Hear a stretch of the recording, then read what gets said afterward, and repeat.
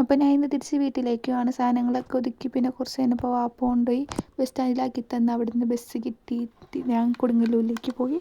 അവിടെ സ്ഥിരിക്കാൻ്റെ കടയിൽ പോയി ബ്ലൂബെറി ഷേക്ക് കുടിച്ച് പിന്നെ നമ്മൾ കൊടുങ്ങല്ലൂരിൽ നിന്ന് പറവൂരിലേക്ക് പോവാണ്. അപ്പോൾ പറവൂരെത്തിയപ്പോൾ തന്നെ നമുക്ക് ആലോ വണ്ടി കിട്ടി, ലിമിറ്റഡ് KSRTC. അപ്പോൾ നമ്മൾ അതിൽ കയറി ആലുവ ചെന്നു.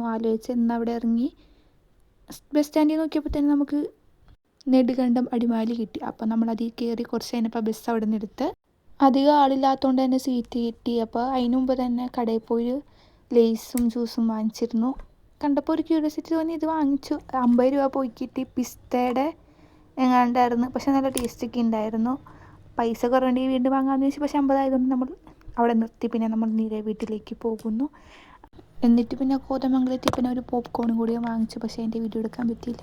അവിടെ കുറച്ച് നേരം നിന്ന ശേഷം വീണ്ടും അവിടെ നിന്ന് വണ്ടി എടുത്തു നമ്മൾ അടിമാലിയിലേക്ക്. അപ്പോൾ കുറച്ച് കൂടി കഴിഞ്ഞപ്പോൾ നമ്മൾ നീലിമംഗലമൊക്കെ പാലൊക്കെ കഴിഞ്ഞ് വീട്ടിലേക്ക് പോകുന്നു.